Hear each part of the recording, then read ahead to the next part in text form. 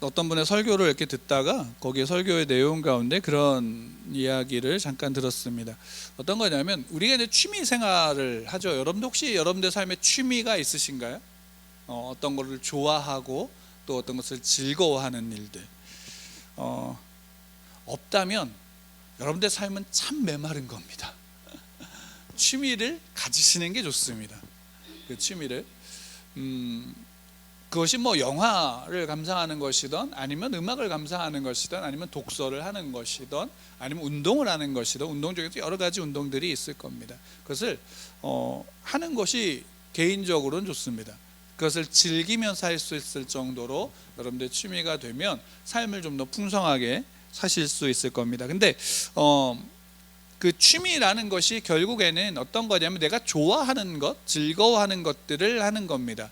요즘에 대부분의 이제 젊은 친구들이나 어린 친구들에게 있어 대부분의 취미는 무엇이냐라고 물으면 대부분 게임을 이야기를 하겠죠. 남녀노소나 남녀 상관없이 게임을 좋아하고 게임을 많이 합니다. 많이 한다라는 것은 그만큼 좋아한다라는 것이고 즐거워한다라는 겁니다. 근데 이제 그 모습을 보면서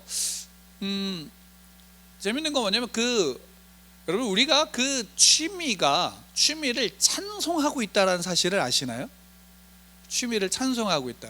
그러니까 우리가 어떤 의미로서는 취미가 좋다, 이거 재밌다, 또 어떤 때는 누군가에 같이 했으면 좋겠다라는 생각이 들 때가 있죠. 근데 실제로 취미가 나 혼자 좋다라는 것으로서만 가려지면 그냥 개인의 취미일 수 있지만 실제로 그것이 정말 좋으면 어떤 것이 우리의 삶 가운데 나타나게 되냐면 그 취미를 찬송하게 돼요. 그러니까 찬송이라는 표현이 잘 어폐가 있게 느낄지 모르지만 실제로 찬송하는 겁니다. 왜냐하면 좋다라고 말하는 거고 즐겁다라고 말하는 것이고 그것이 표현되어지고 이제 증거되어지는 것이기 때문입니다. 그렇다고 해서 제가 이제 취미가 없어야 된다라고 말씀드리는 것이 아닙니다. 그 취미가 있는 것이고 필요한 겁니다. 그러니까 그만큼 우리의 삶에는 어떻게 본다면 그 자체가 잘못되어지면 우상으로 변할 수 있는 요소들이 굉장히 많다라는 겁니다. 그렇기 때문에 그 속에서 우리가 그것을 좀 분명히 알 필요가 있어요. 그래서 우리가 취미라는 것은 결국 취미의 목적이 무엇인가를 좀 생각해 볼 필요가 있어요. 취미 하나 뭐 그냥 즐겁게 하는데 그 목적이 뭐냐라고까지 따질 필요가 있느냐라고 생각할 수 있지만 목적이 중요합니다. 여러분 우리가 취미는 즐기려는 건가요? 아니면 그것을 좀 소위 말한다면 악을 쓰고 그것을 이기려고 하는 것인가요? 소위 말해 즐기려고 하는 거예요. 그 즐긴다라는 의미에서는 이기고 지고의 문제가 그렇게 큰 문제가 아니죠.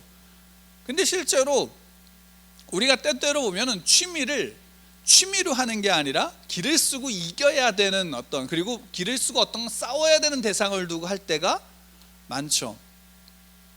그러다 보면 그 취미가 때로는 어떻게 되냐면 우상이 되어지고 또 그것 때문에 즐긴다라는 것은 스트레스를 푸는 일이 되는데 즐기는 게 아니라 이제 스트레스를 받는 일이 되어져 버리는 거예요. 그런 모습들을 보게 되었을 때 우리에게 이 말씀을 드리는 이유 중에 하나가 뭐냐면 우리가 가지고 있는 신앙이 바로 그와 같기 때문입니다. 우리가 하나님을 믿는 신앙은 우리에게 어떻게 본다면 신앙이 가지고 있는 가장 큰 목적은 뭐냐면 하나님의 영광을 드러내는 거예요. 그러니까 물론 우리가 드러낸다라는 표현에서 멈추는 게 아니라 그 영광을 그 다음에 어떻게 해야 되냐면 영광을 찬양해야 되는, 찬송해야 되는 자리로 나아가는 거예요. 찬송한다라는 것의 의미는 어떤 것을 내포하냐면 그냥 무조건적으로 그리고 어떻게 본다면 맹목적으로 해야 되는 것이 아니라 그 영광 그 자체를 어떻게 해야 되냐면 내가 즐거워함으로 나오는 반응이어야 되는 거예요. 즐거워함으로. 그러니까 우리가 이런 표현을 많이 듣죠. 하나님을 즐거워해야 한다. 우리가 소율이 문답의 첫 번째 질문인 사람의 제일 되는 목적이 뭐냐라고 하면 하나님을 영화롭게 하고 그 하나님을 영원토록 즐거워하는 것이다 라고 그 답이 되어져 있어요. 그러니까 사람의 제일 되는 목적이 그거다. 하나님을 영화롭게 하고 그 하나님을 영원토록 즐거워하는 것. 이것이 쉽게 말한다면 하나님의 영광을 빛내고 그 영광을 찬양하는 것과 같은 맥락으로서 우리에게 있는 거예요. 그러니까 어떻게 본다면 신앙은 고통과 절망과 스트레스로 쌓여지는 게 아니라 신앙은 기본적으로는 즐거운 거예요. 왜? 하나님과의 관계 속에서의 즐거움을 내포하는 거예요. 네, 여기서 왜 이 말씀을 드리냐면 오늘 사도 바울이 처한 상황을 보게 되어지면 사도 바울이 예루살렘으로 들어온 다음에 좋은 일이 한 번이라도 있었나요? 좋은 일이 없었어요. 그러니까 예루살렘에 분명히 온 목적은 분명해요. 그리고 그 목적 속에서 소위 말한다면 이전에 이미 그의 제자들이라든가 또 빌립을 통한 동역자들이라든가 예언자나 선지자들이 사도 바울에게 예루살렘을 가지 마라고 권면을 했죠. 왜? 가면 너가 결박당할 것이고 죽게 될 거야 라는 얘기를 들었을 때에 사도 바울은 야, 나를 마음 아프게 하지 마. 나 그래도 갈 거야. 내가 죽음을 각오했고 결박당할 거 각오했어. 난 그래도 갈 거야 라고 하고 왔어요. 결국 그 온 결과가 뭐냐면 실제로 죽음에 처하는 거예요.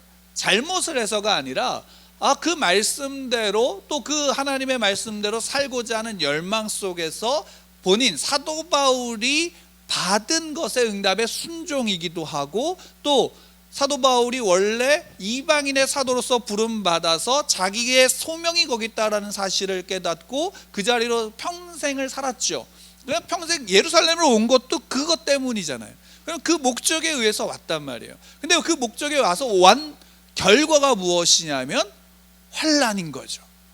자기가 그 죽음에 처한 거고 그것도 다른 누구도 아니에요. 하나님을 믿는다라고 하는 유대인들의 손에 의해서 돌에 맞아 죽을 상황에 처한 것이에요.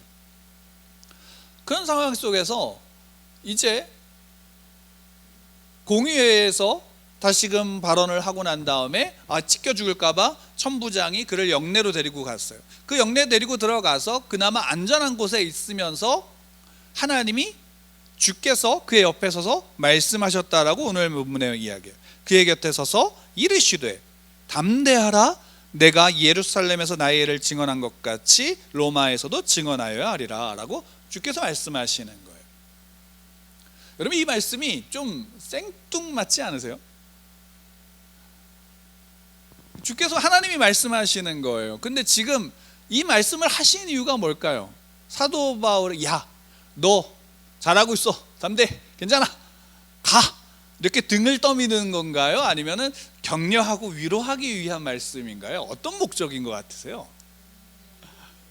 우리는 그렇게 느껴요. 그 말씀이다라고 생각을 하지만 실제로 내용을 보면 이게 격려고 위로인가? 라는 의문이 드는 거죠. 왜? 실제로 어떤 게 격려일까요? 그래, 힘들지? 내가 여기서 이거 벗어나게 해줄까? 저들이 이제는 괜찮을 거야 라고 하는 것이 아니라 담대해? 너 로마로 가야 돼? 그걸로 끝이에요. 물론 이 로마로 가야 한다라는 목적은 원래 사도 바울의 목적이죠. 그러니까 사도 바울의 목적대로 너 여기서 한 것처럼 로마로 갈 거야 라는 것을 얘기했으면 여기서는 죽지 않겠구나 라고 생각할 수도 있을 거예요. 그걸로 위로받을 수도 있겠지만 실제로 여러분들이 이와 같은 상황에서 여러분들이 하나님께 듣고 싶은 응답은 어떤 응답일 거예요? 한번 생각해 보세요. 어떤 응답을 듣고 싶으세요? 그러니까 정답으로는 이게 맞아요. 근데 저도 늘 하나님 앞에 기도하고 어떤 문제에 대해서 기도할 때마다 제가 늘 몇 번을 말씀드렸지만 하나님이 주시는 응답은 차라리 어렸을 때 몰랐을 때는 그냥 하나님이 다 들어주시는 것 같았어요. 근데 실제로 나이가 들고 실제로 하나님 앞에 서고 기도하고 응답을 들었을 때 모든 응답은 그냥 한마디에 한 문장으로 그냥 요약이 돼요. 내가 너와 함께 한다 라는 그 문장으로 요약이 되어지는 거예요. 그거 외에 다른 응답을 받은 적이 저는 없어요. 희한하죠? 한 번 있군요. 어떤 거냐면 예전에 이제 개척을 하고 나서 저기 치악산 명성수양관에 가서 기도하고 있을 때 그 기도하면서 산에 이렇게 올라가서 밤에 기도하러 올라갔을 때도 마찬가지 이제 하나님 갑자기 원래 기도하던 곳에서 더 이제 올라가야 되는 샛길이 있는데 장마가 져가지고 이미 길이 다 망가졌어요. 근데 그 앞에서 마음에 드는 생각이 그거 뭐였냐면 이거였어요. 너 이래도 갈래? 라는 거였어요. 이래도 갈래? 라는 고민을 했죠. 왜냐하면 가기 싫었거든요, 그 길이. 그래서 그 길이 가기 싫어서 그래도 네 가겠습니다라고 해서 올라갔어요. 그 위에서 정상까지 해서 쭉 올라갔어요. 근데 올라가서 보여지는 건 뭐냐면 아무것도 없었어요. 그냥 산이었고 그냥 나무밖에 없었고 그냥 거기에 좀 더 높은 곳에 올라왔다라는 것, 그리고 조금 더 힘들었다는 것, 올라가는 길이 더 힘들었다라는 사실, 그거였거든요. 그리고 그 외에 다른 응답이, 그래서 그때 차라리 하나님이 야 내가 언제까지 몇 명 만들어 줄게라는 응답이었으면 더 좋았을 텐데, 아니면 야 누가 이렇게 원할 거야 라는 얘기였으면 더 좋았을 텐데 그런 얘기는 없었어요. 그거였어요. 근데 실제로 우리의 믿음 속에서, 신앙 속에서 그 응답 자체가, 내가 너와 함께 한다라는 응답 자체가 무엇을 내포하고 있냐면, 신자에게 있어서는 그것만한 응답이 있을까요? 없을까요? 신자에게 있어서는 그것만한 응답은 없어요. 그게 최고의 응답이에요. 그런데 중요한 건 뭐냐면 내가 원하는 응답과는 좀 괴리가 있는 응답일 때가 참 많은 거죠. 그러니까 어떻게 본다면 사도 바울이 지금 우리가 이것을 그냥 읽고 이제 객관적인 입장에서 읽을 때는 솔직히 이게 큰 문제가 안 돼요. 하나님이 응답하셨구나, 담대해야지, 이런 차원으로 끝나지만, 실제로 사도 바울의 입장에 들어가서 우리가 그 현장에 있는 사도 바울에게 이런 응답이 과연 정말로 내가 사도 바울이면 내게 이것으로 충분했을까? 라는 생각을 하게. 물론 사도 바울은 충분했을 거예요. 왜? 사도 바울의 목적은 로마로 가는 거니까. 근데 로마로 갈 거야, 거기서도 증언해야 돼, 그렇게 증언할 거야 라고 말씀하신 거니까 우리는 충분히, 사도 바울은 그랬을 수 있다라고 치더라도 정말 내가 그 입장이었으면 나는 그럴 수 있을까? 라는 생각을 해보게 되어지는 거죠.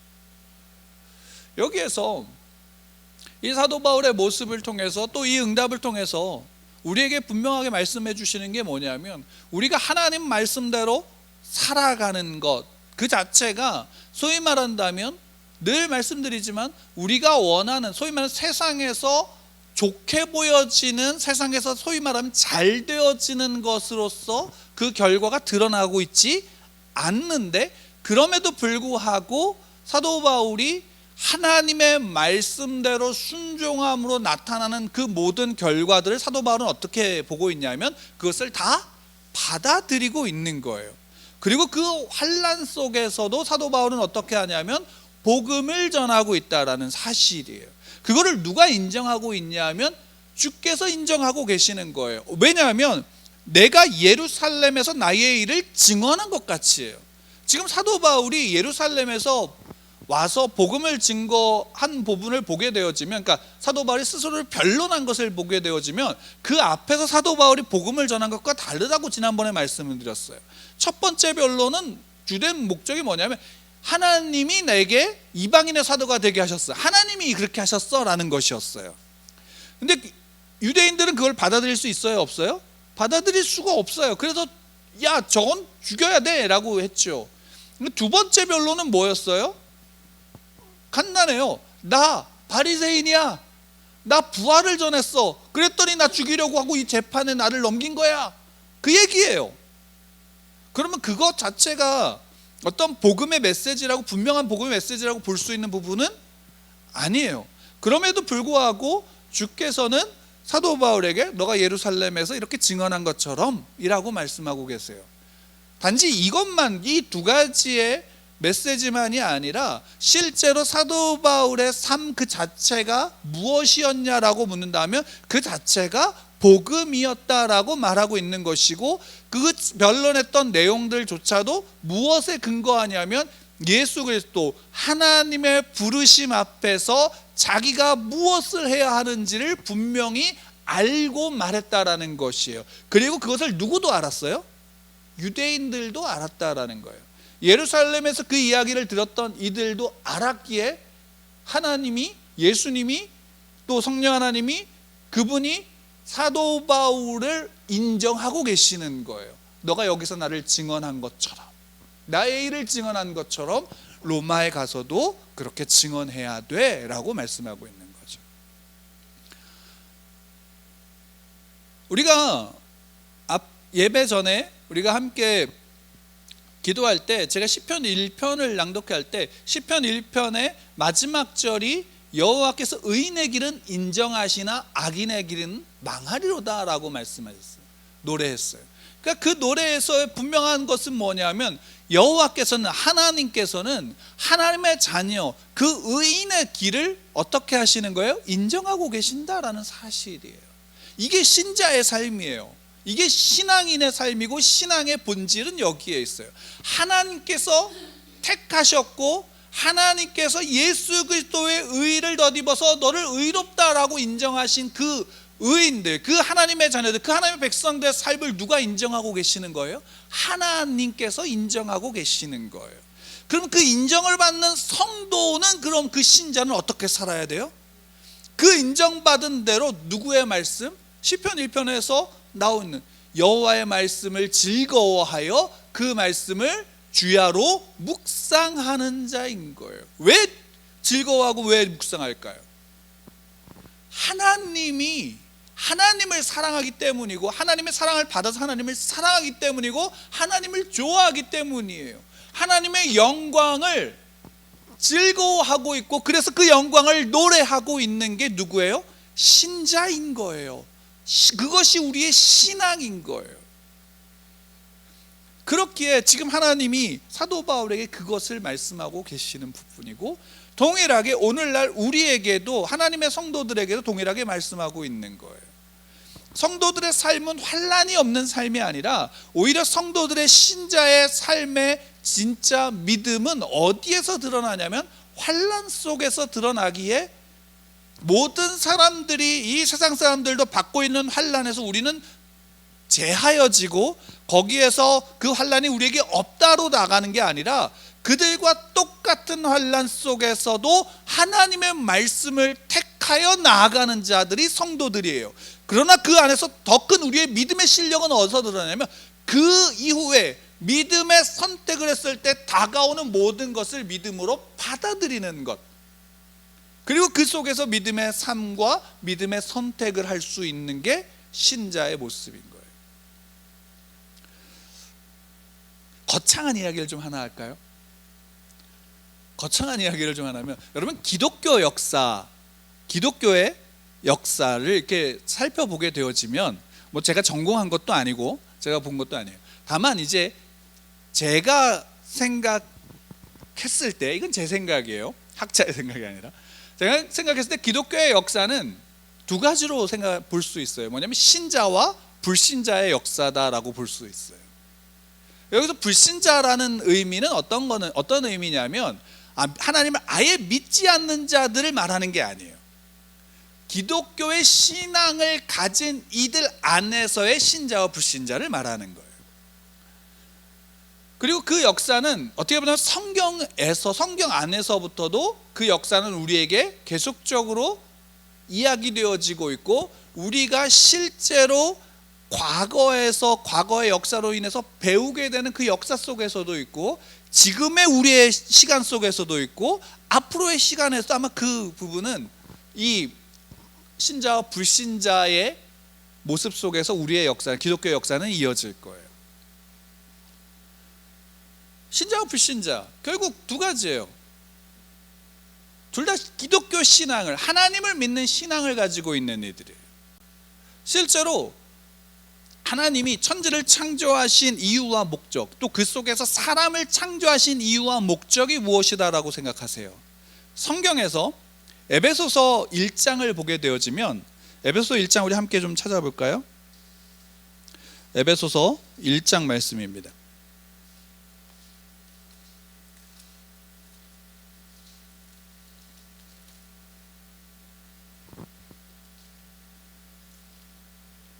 (12절) 우리 함께 좀 읽을까요? 함께 읽겠습니다. 에베소서 1장 12절 함께 시작. 이는 우리가 그리스도 안에서 전부터 바라던 그의 영광이 찬송이 되게 하려 하심이라. 아멘. 우리가 그리스도 안에서 전부터 바라던 그의 영광의 찬송이 되게 하려 하심이라. 그러니까 사도 바울이 에베소 교회에 지금 여기에 영광의 찬송이라는 말이 여기에서와 함께 또 16절에서도 또 함께 이제 16절 이하에서도 이야기하고 있는데, 두 번이 이렇게 나오는 그것을 반복하고 있는 이야기 속에서 이 영광의 찬송을 이야기하고 있어요.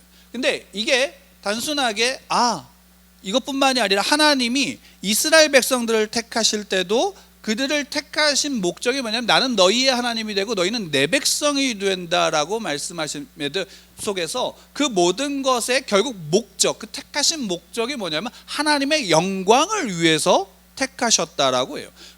요한계시록에도 결국에는 하나님의 영광을 위해서 그 모든 소위 말한다면 재창조와 새로운 새 창조, 새 하늘과 새 땅이 이루어지고 결국 심판의 모든 목적도 거기에 있다라고 이야기를 해요. 그건 뭐냐면 아담을 창조하셔서 모든 천지를 창조하시고 인간을 창조하셨을 때 그 인간에게 주신 하나님의 명령임과 약속과 축복의 한 구절 속에서 그것이 내포되어져 있어요. 하나님이 아담을 창조하신 다음에 아담에게 무엇을 요구하셨냐면 생육하고 번성하여 땅에 충만하고 정복하고 다스리라고 말씀하셨어요.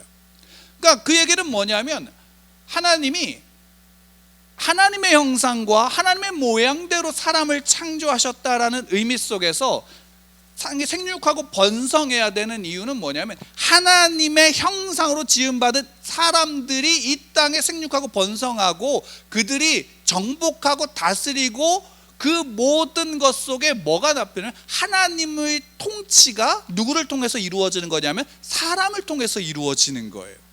또 그것이 결국 그 모든 것들이 아담이 그대로 그가 말씀에 순종하여 하나님 앞에 서서 그 목적을 이루었다면 결국 온 세상은 결국 어떤 일이 벌어지냐면 모든 자연과 그 안에서 그것을 하나님의 대리 통치하고 있는 인간의 모든 존재들이 다 하나님의 영광을 기뻐하고 즐거워함으로 그것을 찬양하는 존재들로 말미암아 온전함을 이루었을 거예요. 근데 그 온전함을 이루기 전에 타락하고 누가 하나님이 되려고 하면 자기가 하나님이 되려고 하는 죄 가운데 범했죠. 그 이후에 하나님이 구원을 계획하시고 구속의 계획을 세우시고 또 그 속에서 하나님의 백성들을 부르셨어요. 아브라함을 부르시고 또 그런 말미암아 그의 후손들이 나오게 하고 모세를 통해서 애굽에 있던 그들을 이끌어내셔서 다시 약속했던 땅으로 들어가게 하셨어요. 그 속에서 모든 일들 속에 하나님이 이스라엘 백성들, 그 택한 이스라엘 백성들에게 요구하신 단 하나가 뭐예요? 너는 내 백성이고 나는 너의 하나님이야.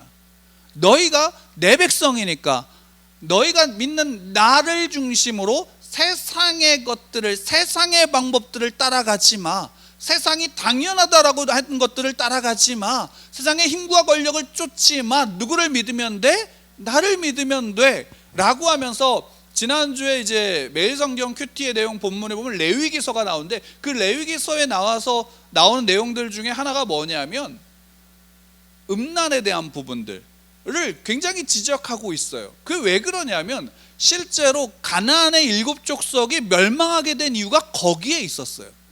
그리고 그것이 그 시대 속에서는 보편적으로 행하고 있었던 그들에게 있어서는 죄가 아닌 모습이었어요. 근데 그거를 누가 죄라고 얘기하냐면 하나님이 죄라고 말씀하시는 거예요. 그러니까 너희들은 거룩해야 돼. 누가 거룩한 것처럼 내가 거룩해야 되니까. 그 중에서도 특별히 누구를 택하시냐면 제사장들을 택하셔서 아론의 후손 중에 제사장들을 향해서 말씀하세요. 너희들은 더 거룩해야 돼. 왜? 너희들은 어른이니까. 그리고 더 나아가서 거기 뭐라고요? 저들의 먹을 것을 바치는 이들이 누구예요? 제사장들이니까. 근데 거기서 또 한 명을 더 택해서 대제사장은 어떻게 해야 돼요? 더 거룩해야 된대요. 제사장은 어느 정도까지냐면 그래서 다른 제사장은 부모와 형제, 가까운 친족, 가까운 가족들이 돌아가면 그들의 시체를 만질 수는 있어요. 다른 사람의 시체는 만지지 않지만 가족은 돼요.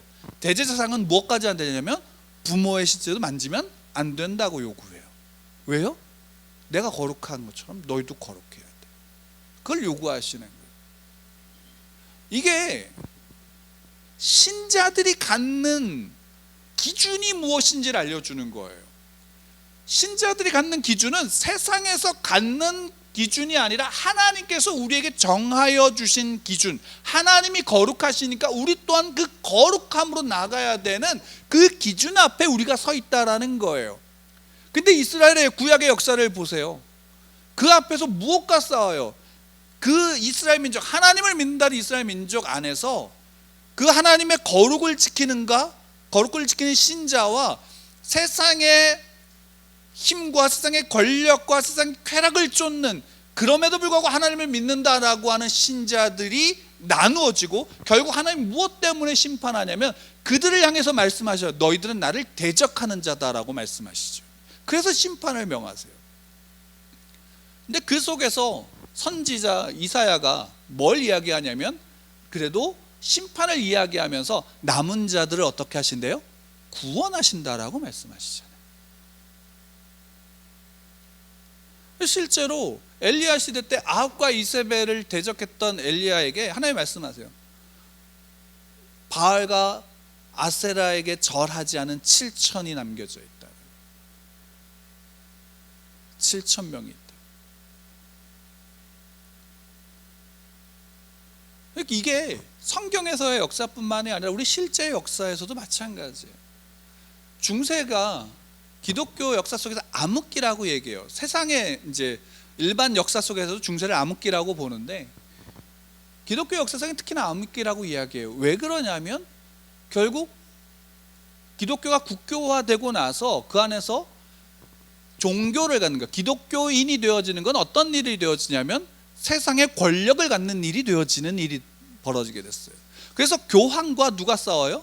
왕과 싸워요. 교황이 황제와 왕들의 위에 올라가서 그들의 권위 위에 올라가려고 해서 늘 정치적인 싸움을 해요. 그래서 벌어진 것 중에 하나가 십자군 전쟁이에요. 그리고 교회가 자기들의 힘을 키우기 위해서 필요한 게 뭐예요? 헌금뿐만이 아니라 돈이 더 필요하니까 뭘 판 거예요? 면죄부를 판 거예요. 그게 타락이에요.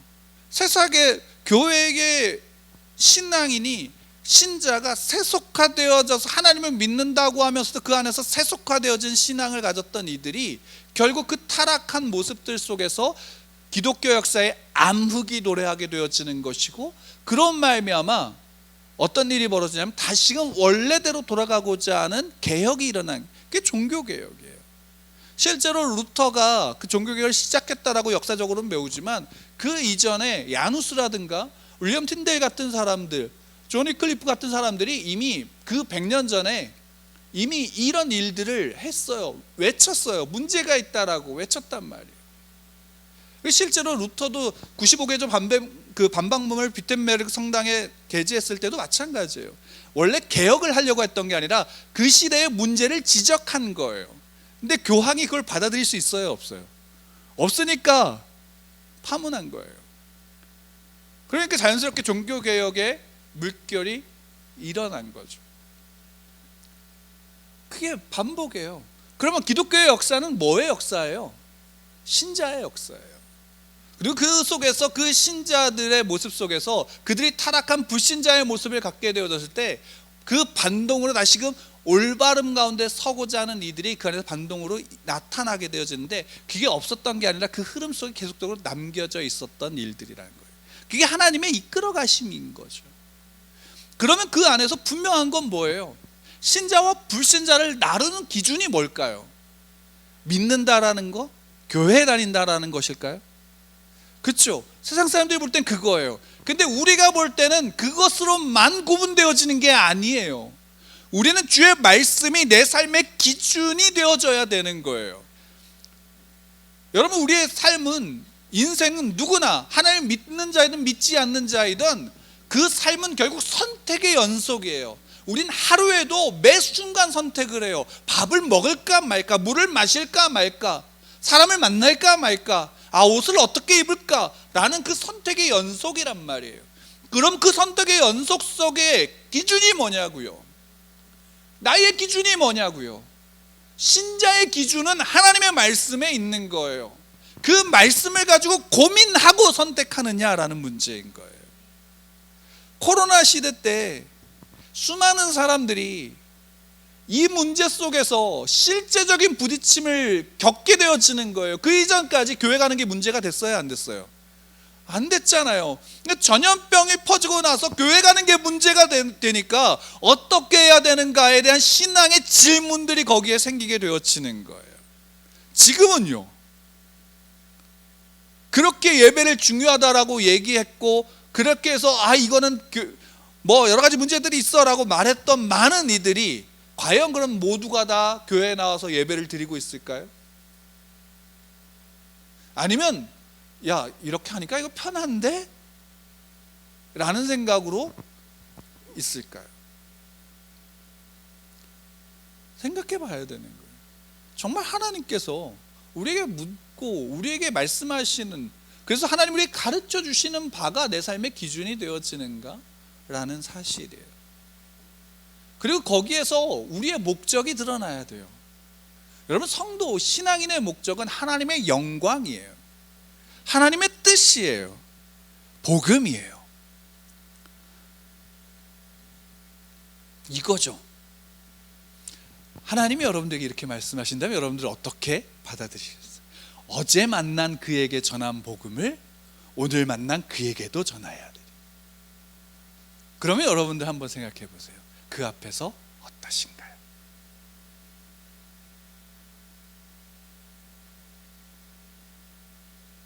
저는 아마 부끄러워서 숨을지 모르겠어요.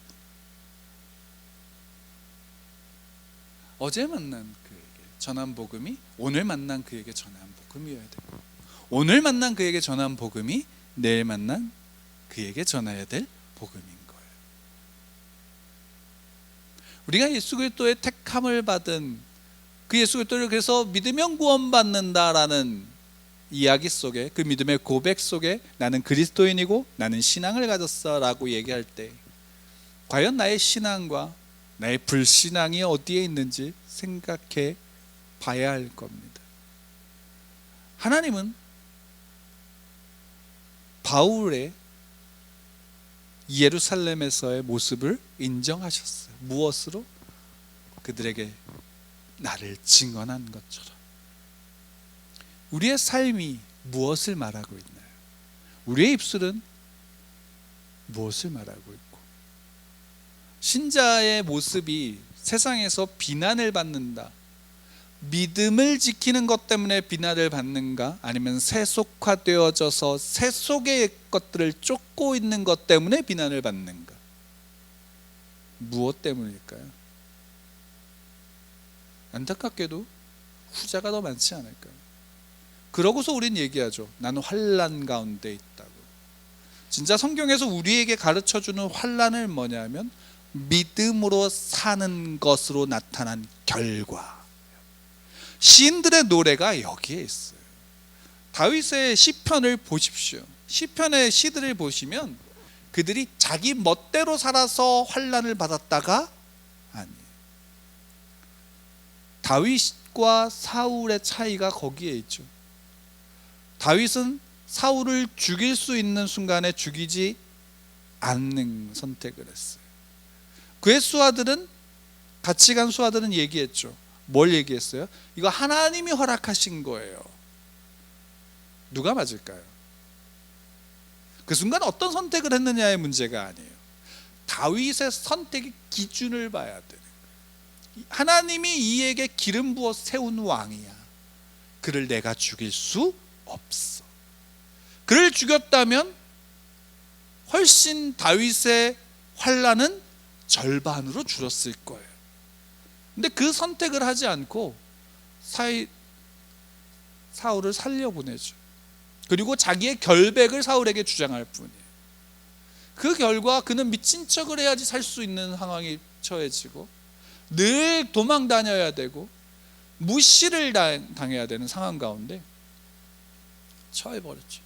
사울의 그 자기를 살려줬음에도 불구하고 야 내가 너에게 죄를 지었구나 라면서 또 쫓아다니는 그 사울을 또 살려주고 하는 그 일들 가운데 다윗이 그때 했던 노래들을 보면 원망이 있죠. 한탄이 있죠. 그럼에도 불구하고 그 속에서 다윗이 그것을 받아들이는 믿음 또한 있고 하나님이 하실 것이다 라는 믿음이 있는 거예요. 과연 우리의 환난은 거기에 있나요? 사울을 살려주는 하나님의 말씀 가운데 있는 선택, 다윗 스스로가 그 선택을 한 그 이후의 환난처럼 우리는 그 환난이 있나요? 아니면 내가 소위 말한다면 내 멋대로 살아서 받고 있는 환난 속에서 그것이 마치 하나님 앞에 하나님의 선택을 한 것 같은 착각으로 내가 환난 가운데 있다라고 말하고 있나요? 후자라면 회개해야 되는 일입니다. 다윗이 우리아의 밧세바와 간통하고 나서 우리아를 죽인 다음에 선지자 나단의 이야기를 듣고 죄를 깨달은 즉시 그가 회개함과 같이 우린 회개해야 되는 거예요. 그러나 내가 주의 말씀대로 살아감으로 순전하게 내가 살아가고 있음으로 받는 환난 가운데 내가 처했다면 하나님께 따지세요. 하나님의 말씀을 가지고 그 약속하신 것을 따지세요. 하나님 그거 부인하지 않으세요. 우리는 그 자리에 있어요. 그게 신자예요. 그게 신앙입니다. 불신앙은 그와 반대되는 것들입니다. 우리는 신자로서 살기를 축원합니다.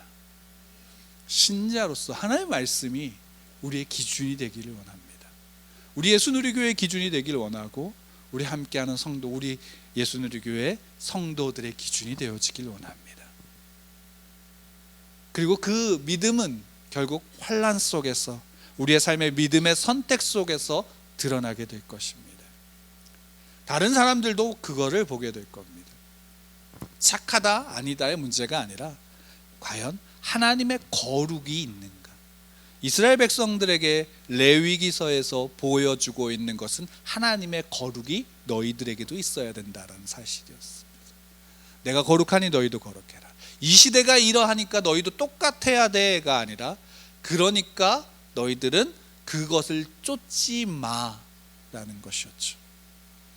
이 지금의 시대 속에서 이야기되어지는 바가 뭡니까? 그렇다 그래서 하나님이 이스라엘 백성들을 향해서 야 쟤들은 다